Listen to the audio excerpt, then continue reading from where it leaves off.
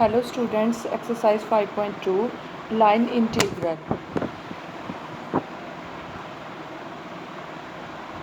An integral which is evaluated along a curve is called line integral. ठीक है, तो अब हम लाइन इंटीग्रल कैलकुलेट कैसे करेंगे. How to calculate line integral, मतलब इंटीग्रल अलोंग अ कर्व. आपको गिवन क्या होगा, position vector of any point on the curve.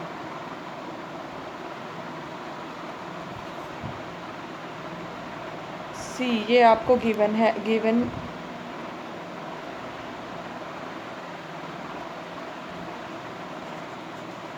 where x y z are functions of t. These are functions of t.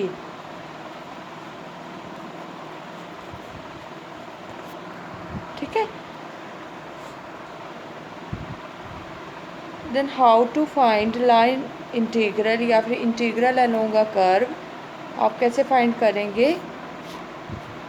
एक तो आपको curve position vector point on the curve given होगा, ठीक है, और एक आपका क्या गिवन होगा, फंक्शन गिवन होगा. आपको दो चीज़ें गिवन होंगी इसमें, एफ और डॉट डी आर. ये कैसे कैलकुलेट करना है आपको, पहले तो हम क्या करेंगे, D R by D T निकाल लेंगे. ठीक है, इसके लिए हम कैसे करेंगे, T1 से T2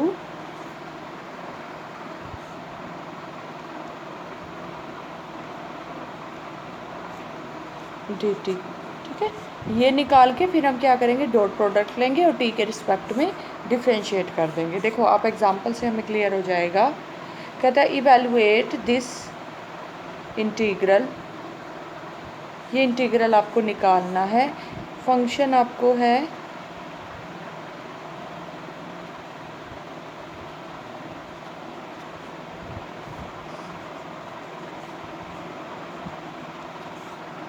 ये f गिवन है.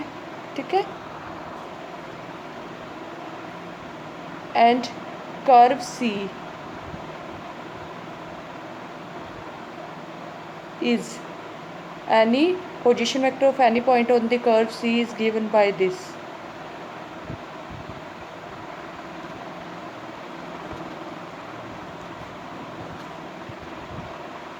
कंपेयर करेंगे हम, वी विल गेट x क्या आ जाएगा आपका, पैरामीट्रिक इक्वेशन,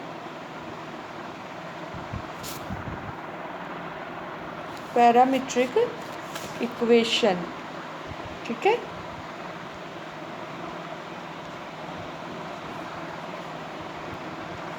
ठीक, f इज इक्वल टू क्या है,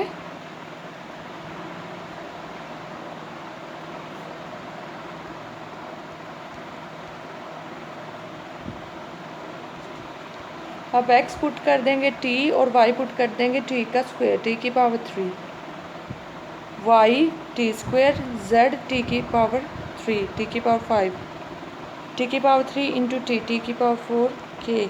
ठीक है,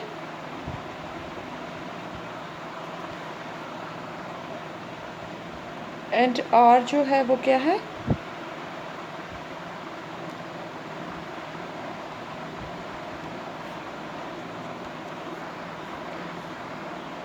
D R by D T निकालने.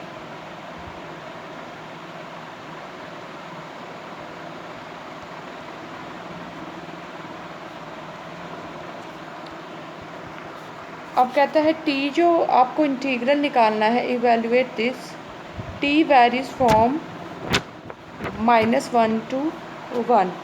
ठीक है, f dot D R by D T. Okay, अब यहाँ पे हम f और इसका डॉट प्रोडक्ट लेंगे.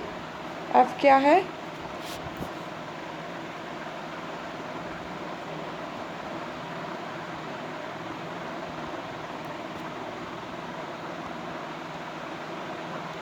Dot product with D R by D T.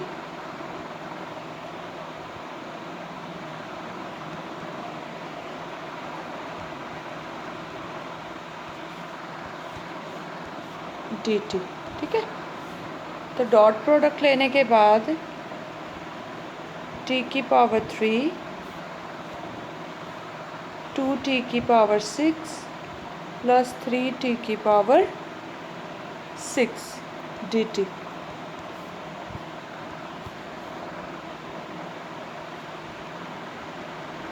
अब ये आपका सिंपल इंटीग्रल आ गया। अब इंटीग्रेट करके हम क्या करेंगे, अपर और लोअर लिमिट रख देंगे।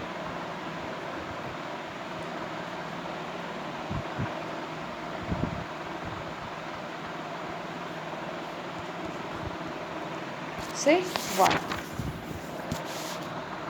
आपका आंसर आ जाएगा। ठीक है, इस तरह से आपको क्वेश्चंस कहता है if f is given by this,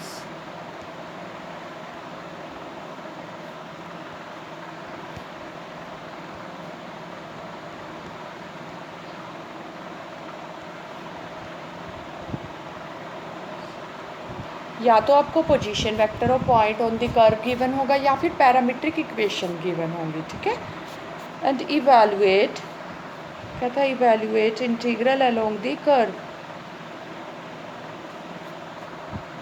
where curve C is given by, या तो कर्व सी कैसे गिवन होगा, पोजीशन ऑफ वेक्टर गिवन होगा या फिर पैरामीट्रिक इक्वेशन गिवन होंगी।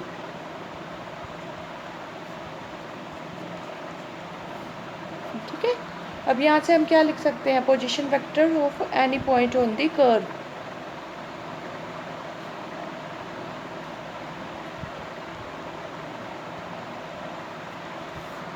एंड ऑल्सो एफ जो है वो आपका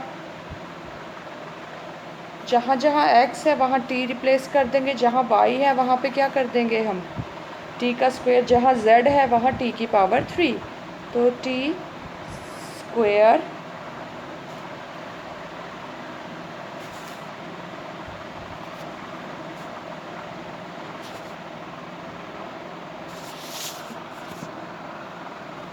सिक्स टी स्क्वायर 14t की पावर 5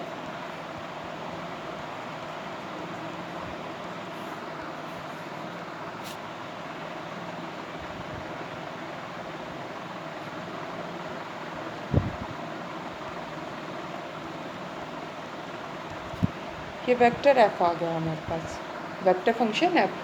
अब dr बाई dt निकाल लेंगे हम, dr बाई dt क्या आएगा, i plus 2tj 3t square के। सिमिलर वे में जैसे हमने फर्स्ट क्वेश्चन में किया है,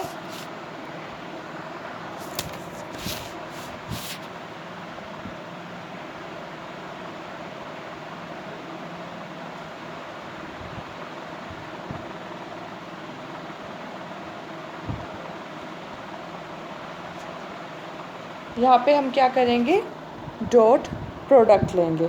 ठीक है, डॉट प्रोडक्ट लेंगे और फिर उसके बाद हम विद रिस्पेक्ट टू टी इसे क्या कर देंगे, इंटीग्रल निकाल लेंगे। ठीक है,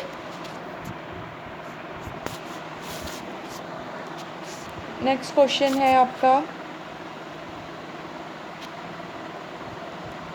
function is this, evaluate integral along the curve this where curve C is in xy plane given by this parabola from 0 0 to 1 2। okay,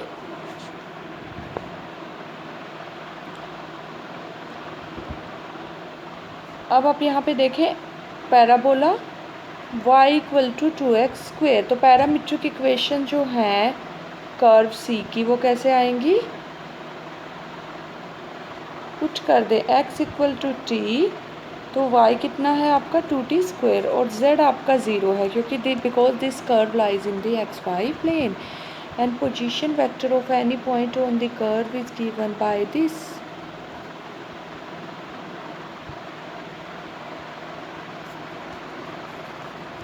Now you find dr by dt.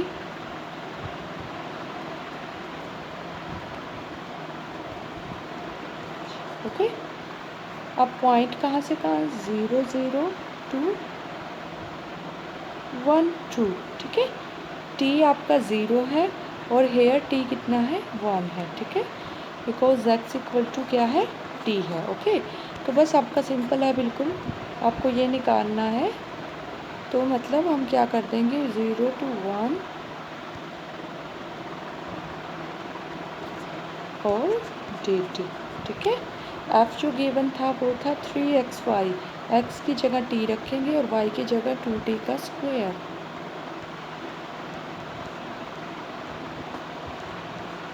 तो क्या आ जाएगा आपका 6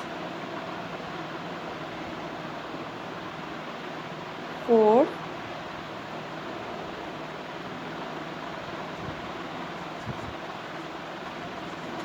ठीक है।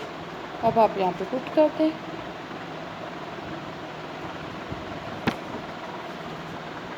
4 t की पावर 4, डॉट प्रोडक्ट किसके साथ लेंगे, i 4 t j dt। After taking dot product क्या आ जाएगा,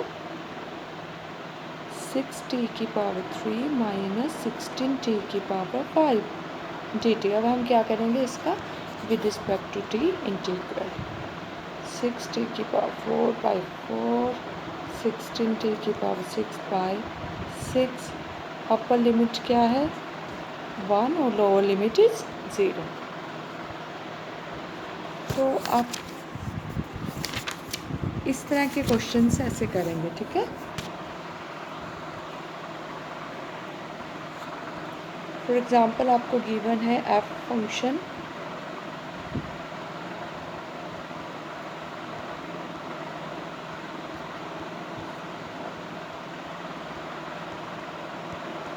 ओके, एवेलुएट करना है ये। तो आपको अगर इस तरह का इंटीग्रल निकालना होगा, क्वेश्चन में गिवन होगा कि इंटीग्रल अलोंग द कर्व निकालें, तो आपको फंक्शन गिवन होगा और कर्व गिवन होगा, ठीक है। तो कहता है कर्व जो है वो कैसे है, along the curve given by this. तो in this curve which parametric equation निकाल लेंगे, कर्व की एक्स टी रखेंगे, वाई टी स्क्वेयर आ जाएगा और जेड क्या आ जाएगा, 0। और कहता है फ्रॉम 0 0 0 टू 3 9 0। तो x आपका 0 है to x equal to 3, that is t 0 से लेके t इक्वल टू 3 तक हमें निकालना है इंटीग्रल। तो आप क्या रखेंगे, C F dot D R 0 से 3 F dot D R by D T और डी टी, ठीक है। हम r कैसे लिखेंगे, position vector of r equal to ये होता है x क्या है t, this R the x y z are function of t, and y आपका क्या है t स्क्वेयर और z क्या है 0। यहाँ से आप D R by D T निकाल लें।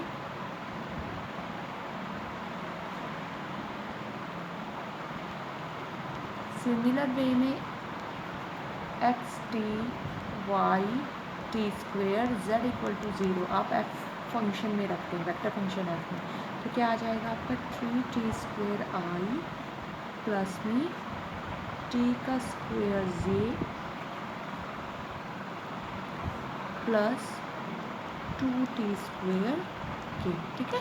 फिर हम क्या करेंगे, यहाँ पे डॉट प्रोडक्ट लेंगे इन दोनों का और विद रिस्पेक्ट टू टी हम क्या कर देंगे, इंटीग्रल निकाल देंगे।